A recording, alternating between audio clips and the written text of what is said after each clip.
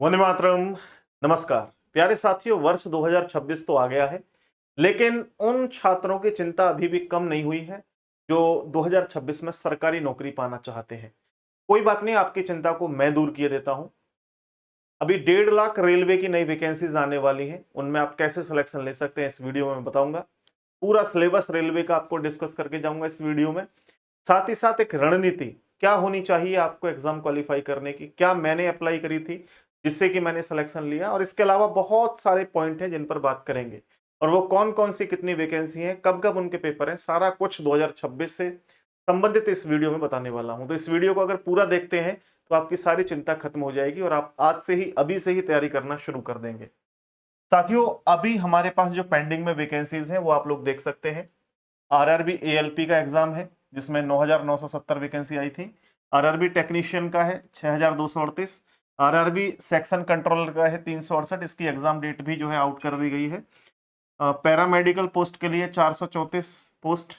RRB JE के लिए 2,569। NTPC graduate level का फॉर्म भी आपने अप्लाई कर दिया होगा, 5,810 वैकेंसीज आई थी। एनटीपीसी अंडर ग्रेजुएट की बात करें 3,058 वैकेंसी। आरआरबी ग्रुप डी की अभी वैकेंसी नई आई नहीं है, लेकिन कहा गया है कि जल्दी ही आ जाएंगी। बट ये वैकेंसी 2026 की नहीं होंगी। 2026 तो स्टार्ट हो गया, बट 2026 की नहीं होंगी। ये वैकेंसी एग्जैक्ट 2025 की होंगी, क्योंकि इनका अनाउंसमेंट जो किया है वो 2025 में ही कर दिया गया है। ठीक है, ये 22,000 वैकेंसीज जो है ग्रुप डी की आने वाली, इनका फॉर्म नहीं भरा गया अभी। ठीक है, बाकी ये एग्जाम है आप लोगों के जो कि आपको 2026 में देने हैं। इसके अलावा कुछ ऐसी भी वैकेंसी है जो 2026 में आने वाले समय में आने वाली है, जिनका पेपर हम कह सकते हैं 2026 के अंत तक देखने को मिलेगा, है ना। तो देखिए वो कौन कौन सी वैकेंसियां 2026 के लिए भी जो है वो कैलेंडर आउट कर दिया है, जिसमें आप लोग देखेंगे तो असिस्टेंट लोको पायलट की वैकेंसी जनवरी से मार्च के बीच देखने को मिलेंगी। टेक्नीशियन और सेक्शन कंट्रोलर और जूनियर इंजीनियर की जो है वैकेंसीज अप्रैल से जून के बीच देखने को मिलेंगी। पैरामेडिकल कैटेगरी के अंदर जून से सितंबर के बीच देखने को मिलेंगी। और नॉन टेक्निकल पॉपुलर कैटेगरी यानी एनटीपीसी की भी आप लोगों को ग्रेजुएट और अंडर ग्रेजुएट दोनों की दोनों वैकेंसीज जुलाई से सितंबर के बीच देखने को मिलेंगी साथियों। इसके अलावा अब बात करते हैं अक्टूबर से दिसंबर के बीच, तो यहाँ मिनिस्ट्रियल लेवल की जो है आइसोलेटेड कैटेगरी की और लेवल 1 की, लेवल 1 जो है यही है ग्रुप डी। ठीक है, ग्रुप डी की वैकेंसीज फिर दोबारा से आप लोगों को 2026 में देखने को मिलेंगी। ओके, वो 22,000 से अलग बात कर रहा हूं मैं। ठीक है, तो अब बारी ये आती है कि वैकेंसीज तो लगातार आती हैं, आती रहेंगी, लेकिन सिलेक्शन कैसे हो। तो साथियों देखिए, फॉर्म भरे जाते हैं करोड़ों में। जैसे अगर मैं ग्रुप डी की ही बात करूं ना, तो वैकेंसी हजारों में है, लेकिन फॉर्म करोड़ों में है। यानी 400-500 स्टूडेंट से एक स्टूडेंट की फाइट होती है, यानी कंपटीशन बहुत ज्यादा है। लेकिन मैं आपको बताता हूं कि एक्चुअली फाइट इतने स्टूडेंट से नहीं है, क्योंकि 500 स्टूडेंट से फाइट तब मान सकते हैं जब 500 के पांचों वर्कआउट कर रहे हो, लेकिन वो वर्कआउट नहीं करते हैं, वो केवल फॉर्म अप्लाई करते हैं। तो आपको ध्यान में रखना है, फॉर्म अप्लाई करने वाले बहुत लोग हैं, लेकिन एग्जैक्ट तैयारी करने वाले बहुत कम लोग हैं, और एक सही दिशा में तैयारी करने वाले और भी कम लोग हैं। ठीक है, और मन लगा करके पढ़ने वाले और भी कम लोग हैं, है ना। तो आपको क्या करना है, मन लगा करके पढ़ना है। आप समझते हैं पहले तो आपकी जो क्वालिफिकेशन होगी, जो 2026 में वैकेंसीज आएंगी उनकी क्या रहेगी, आप इस क्राइटेरिया को फुलफिल करते हैं तो इस वीडियो को कंटिन्यू देखिए। देखिए, एज और एजुकेशन की बात करते हैं तो आपकी जो एज है कम से कम 18 वर्ष और अधिकतम आपकी 33 वर्ष होनी चाहिए। तो आप इस वीडियो को पूरा देखिए, क्योंकि आप फॉर्म अप्लाई कर सकते हैं। अगर आप 10th पास हैं, 12th पास हैं, ग्रेजुएट पास हैं, तो आप जो है इन फॉर्म को अप्लाई कर सकते हैं। जैसे ग्रुप डी की बात करता हूं तो ग्रुप डी के लिए 10th पास होने चाहिए। अंडर ग्रेजुएट एनटीपीसी के लिए 12th पास, और ग्रेजुएट लेवल एनटीपीसी के लिए आप लोग जो है वो ग्रेजुएशन होनी चाहिए। इसके अलावा एएलपी वगैरह होती है, वो भी ग्रेजुएशन से ही आप लोगों की वैकेंसीज होती हैं। इसके बाद अगर मैं बात करता हूं मेरे भाई कि आपका सिलेक्शन प्रोसेस क्या होता है, तो सिलेक्शन प्रोसेस यहां पर कुछ इस हिसाब से होता है मेरे भाई कि सबसे पहले सीबीटी 1 होता है, उसके बाद सीबीटी 2, फिर स्किल टेस्ट होता है, उसके बाद डीवी और फिजिकल वगैरह आप लोगों का होता है। ये ध्यान रखना, सीबीटी 1 जो है ग्रुप डी में केवल सीबीटी 1 होता है, उसमें सीबीटी 2 नहीं होता। यानी कि एक ही पेपर में काम हो जाएगा मेरे भाई। ठीक है, एक ही पेपर में हो जाएगा। बाकी एएलपी की बात करूं, एनटीपीसी की बात करूं, उनमें 2 पेपर होते हैं। दोनों पेपर के लिए आपको अलग अलग से नहीं पढ़ना है, बिल्कुल एक जैसा ही आप लोगों से पूछा जाता है। बस यहाँ पे क्योंकि क्राइटेरिया इतना ज्यादा है, उसको फुलफिल करने के लिए 2 पेपर करवाए जाते हैं। ठीक है, क्योंकि बहुत सारे स्टूडेंट फॉर्म अप्लाई करते हैं, तो उनके छटनी करने के लिए 2 पेपर होते हैं। ठीक है, लेवल एक जैसा होता है, कुछ भी ऐसा नहीं है कि अलग अलग हो। फिर बात करते हैं हम लोग सिलेबस की कि एग्जाम का पैटर्न क्या है। तो जो 2025 का पैटर्न था, उससे पहली वैकेंसी का पैटर्न था, वही ये है। लेकिन फिर भी बात कर लेते हैं, जैसे हमें बेसिक मैथ आना चाहिए, रीजनिंग आनी चाहिए, जीके, स्टैटिक जीके, साइंस हमें आनी चाहिए, करंट अफेयर्स हमें पता हो। ठीक है, ये आप लोगों का एग्जाम पैटर्न है। इसमें ना सबसे पहले ध्यान रखना, जो साइंस है, साइंस जो है वो जीके में ही इंक्लूड है, एनटीपीसी, एएलपी, इन सब में। लेकिन अगर बात करता हूं ग्रुप डी में, तो ग्रुप डी में मेरे भाई साइंस के 25 क्वेश्चंस अलग से पूछे जाते हैं। ठीक है, साइंस में 25 क्वेश्चंस अलग से आते हैं, तो स्पेशली साइंस जो है वो ग्रुप डी में ही आती है। बाकी जीके, जीएस, करंट अफेयर के साथ ही इंक्लूड रहती है। और बाकी बात करते हैं, यहाँ पे सबसे इंपॉर्टेंट जो टॉपिक है वो मैथ्स, रीजनिंग, ये बहुत महत्वपूर्ण है। इनमें आपका स्कोर 100% कोशिश करो कि करने की। अगर आप 100% स्कोर इन दोनों सब्जेक्ट में कर लेते हैं, तो अगर जीके में और करंट अफेयर में कम भी थोड़ा स्कोर रह जाएगा, तो भी आपका सिलेक्शन हो जाएगा। इसके बाद मैं बात करता हूं कि सिलेबस क्या है मैथ्स, रीजनिंग और जीके, जीएस का। तो सबसे पहले बात करते हैं रेलवे के मैथमेटिक्स के इंपॉर्टेंट टॉपिक्स, जो कि महत्वपूर्ण है। इसके अलावा भी टॉपिक है, बट ऑलमोस्ट ज्यादातर जो क्वेश्चंस होंगे वो यहीं से फंस जाते हैं।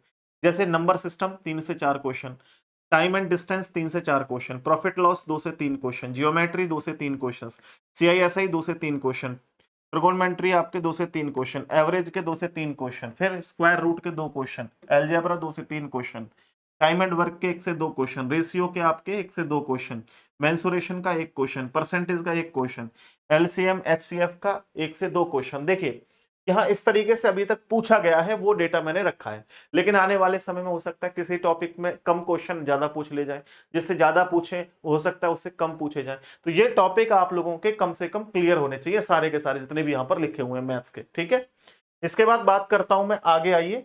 तो ये रीजनिंग का है मेरे भाई। रीजनिंग में आप लोगों के महत्वपूर्ण टॉपिक है वेन डायग्राम 3 से 4 क्वेश्चन, क्लासिफिकेशन 3 से 4 क्वेश्चन, मैथमेटिकल ऑपरेशन 3 से 4 क्वेश्चन, के बाद पजल 3 क्वेश्चन, स्लॉज में 3 क्वेश्चन, कोडिंग डिकोडिंग में 2 से 3 क्वेश्चन, एनालॉगी में 2 से 3 क्वेश्चन, फिर इसके बाद में स्टेटमेंट के क्वेश्चन होते हैं एनालिटिकल रीजनिंग के 2 से 3 क्वेश्चन, सीरीज के 2 से 3 क्वेश्चन, मिसलेनियस 2 से 3 क्वेश्चन, ऑर्डर रैंकिंग में आपके 2 क्वेश्चन, ब्लड रिलेशन में 1 से 2 क्वेश्चन, डायरेक्शन टेस्ट में 1 से 2 क्वेश्चन, सीटिंग अरेंजमेंट में 1 से 2 क्वेश्चन, डाटा एफिशिएंसी में 1 क्वेश्चन।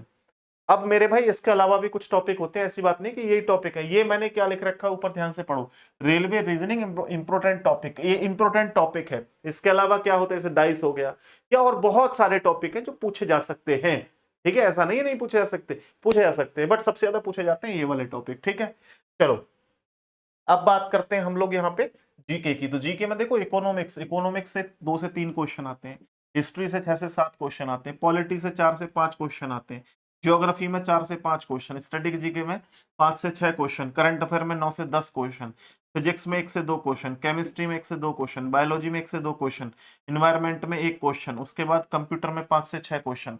लेकिन अगर ग्रुप डी का एग्जाम है, तो ग्रुप डी में मेरे भाई ध्यान रखना, फिर बता रहा हूं कि 25 क्वेश्चन साइंस के अलग से पूछे जाते हैं। ठीक है, अलग से पूछे जाते हैं। इसके बाद में बात करता हूं मैं, आगे बढ़िए। यहां सबसे महत्वपूर्ण बात है स्टडी प्लान। स्टडी प्लान आपका क्या होना चाहिए, तो जिस तरीके से मैंने लिखवाया है, जिसको हमने फॉलो किया है हमेशा से, वही आपको फॉलो करना। अगर इसको फॉलो कर लेते हैं तो सिलेक्शन निश्चित रूप से हो ही जाएगा। एक एक पॉइंट को ध्यान से समझना, बड़े महत्वपूर्ण ये पॉइंट मैंने यहाँ पर लिखे हैं। सबसे पहला काम है, जिनको मैं कहूंगा कि 80 से 90% स्टूडेंट पहले ही पॉइंट को फॉलो नहीं करते हैं, बाकी फिर कहते हैं सिलेक्शन नहीं हो रहा है, इतने दिन से पढ़ रहे हैं। क्या है कि आपको सिलेबस पूरा करना है, सिलेबस को धीरे धीरे पूरा करें। आप सोचें कि 15 दिन में सिलेबस हो जाएगा, नहीं होगा, पक जाओगे, बुरी तरह से पक जाओगे। सिलेबस को पूरा करने के लिए धीरे धीरे आदत डालें। और आदत किस तरीके से डालनी है मेरे भाई, डेली आप 5 से 6 घंटे पढ़ने की आदत डालें, ज्यादा नहीं। आप लोग बोला कि 12 घंटे पढ़ूंगा जी, 10 घंटे, कोई नहीं पढ़ पाएगा यार, फालतू की बातें नहीं। केवल 5 से 6 घंटे आप पढ़ लेते हैं तो आप सिलेक्शन निश्चित रूप से ले जाएंगे।